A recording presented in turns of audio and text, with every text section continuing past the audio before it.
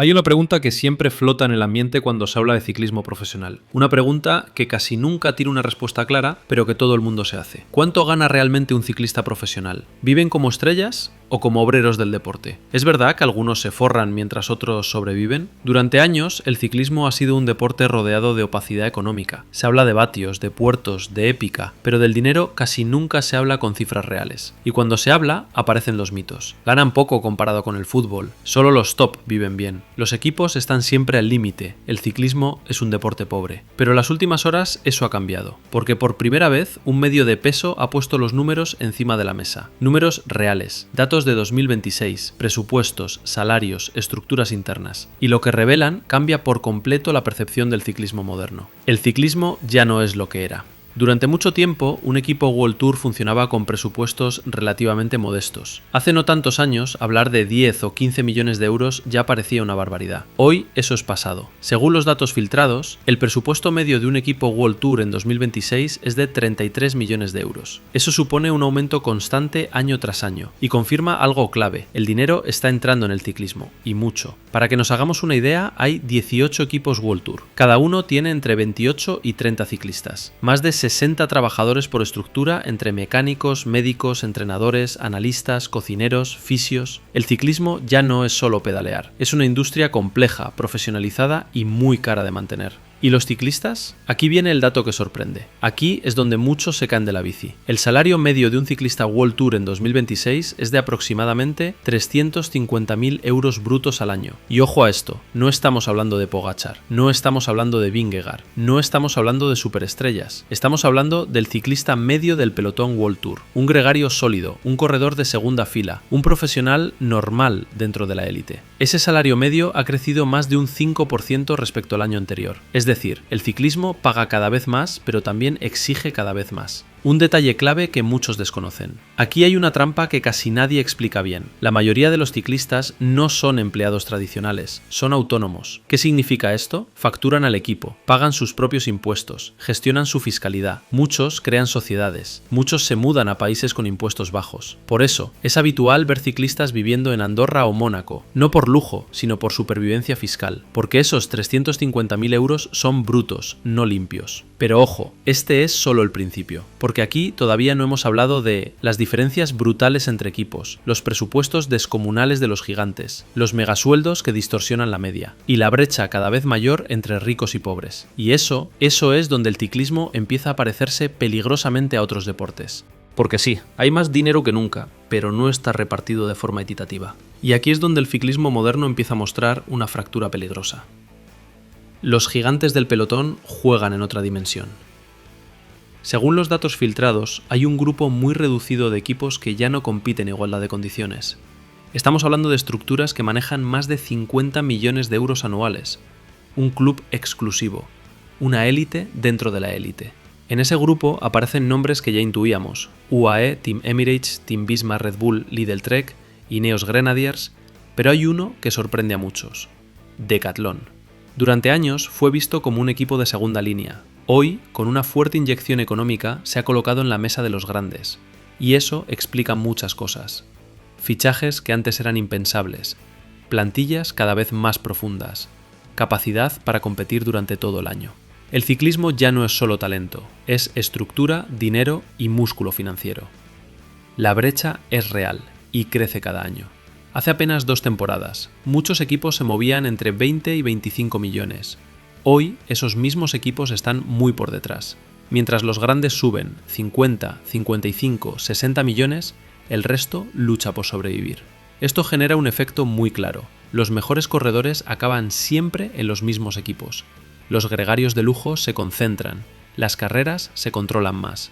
Y el pelotón se divide en equipos que pueden ganar, equipos que aspiran a rascar algo, equipos que simplemente participan. ¿De dónde sale todo este dinero? Aquí hay un dato clave que explica todo el modelo. El 87% del dinero de los equipos World Tour proviene de patrocinadores, no de derechos de televisión, no de entradas, no de merchandising masivo, patrocinadores. Eso significa una cosa: si el sponsor se va, el equipo desaparece. Si el sponsor apuesta fuerte, el equipo se dispara.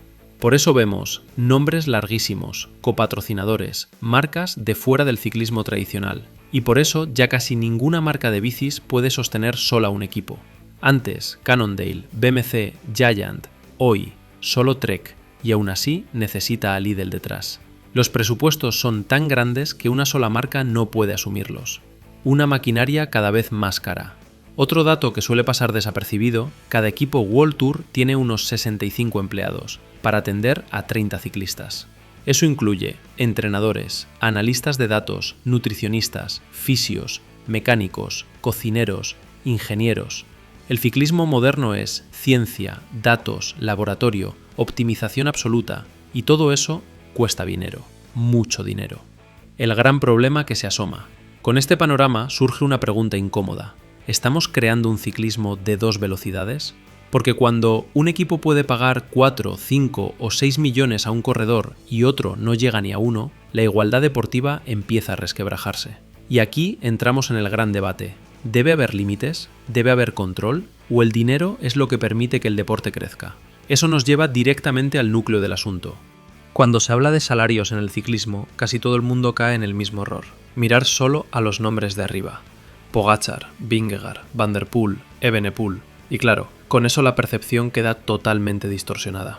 Los salarios que lo cambian todo. Vamos con los números reales. Según los datos filtrados, Tadej Pogačar está en otra galaxia. 8 millones de euros fijos. Variables que pueden sumar 1 a 2 millones más según victorias. Bonos claros. Tour de Francia más 1 millón. Giro más 500.000. Vuelta más 250.000. Solo en variables deportivas, Pogačar puede irse fácilmente a más de 9 millones. Y a eso hay que sumar algo clave: patrocinios personales. Marcas de bicicletas, cascos, zapatillas, componentes. Eso le añade aproximadamente 2 millones más al año. Resultado, más de 11 a 12 millones por temporada. Un sueldo propio de estrella absoluta del deporte mundial. El segundo escalón, los grandes jefes de filas. Por debajo de Pogačar hay otro grupo muy reducido. Evenepoel alrededor de 6,5 millones. Vingegaard en torno a 5 millones. Van der Poel, Van Aert cerca de 4 millones. Aquí ya hablamos de corredores que ganan monumentos, lideran grandes vueltas, son imagen global del deporte. Pero ojo, porque ya aquí empieza a haber un salto brutal, del lujo a la realidad.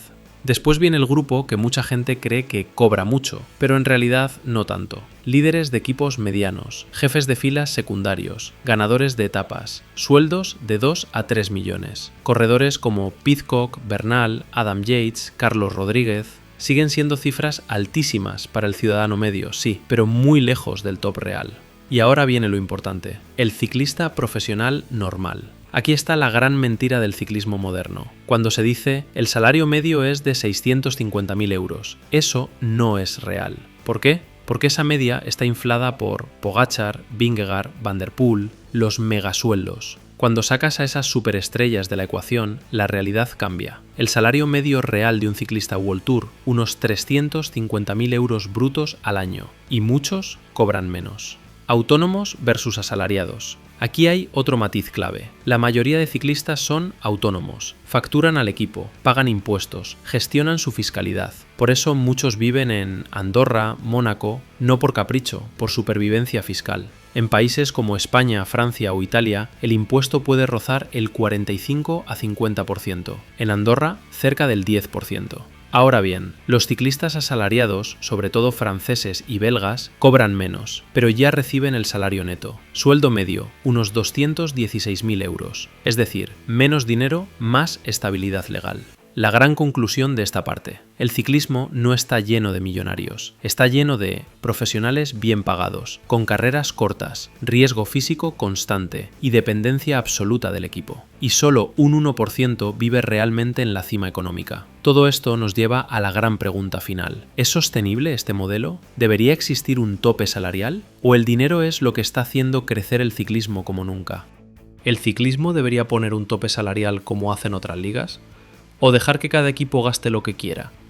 Porque aquí no estamos hablando solo de dinero, estamos hablando del futuro del deporte.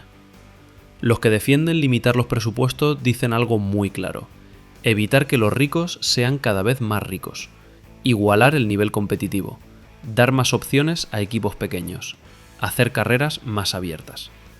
Y no le falta razón. Hoy un UAE o un Visma puede controlar una gran vuelta. Un equipo medio juega con desventaja estructural. El talento acaba siempre concentrado en los mismos sitios.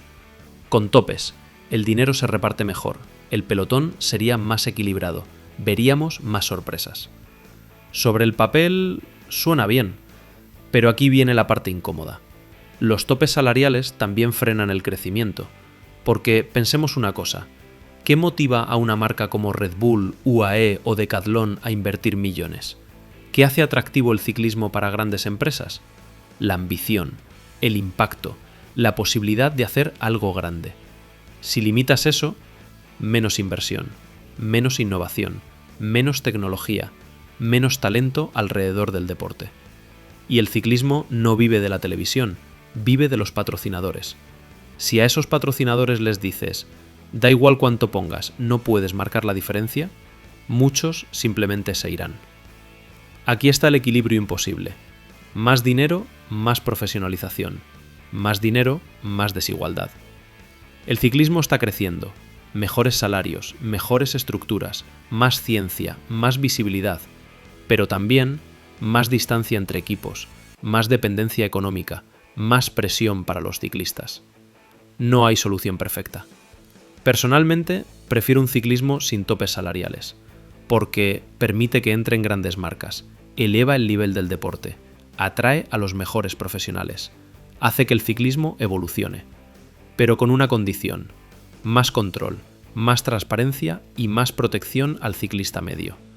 Porque no todo puede girar alrededor de 5 equipos, 10 corredores, 1 superestrella.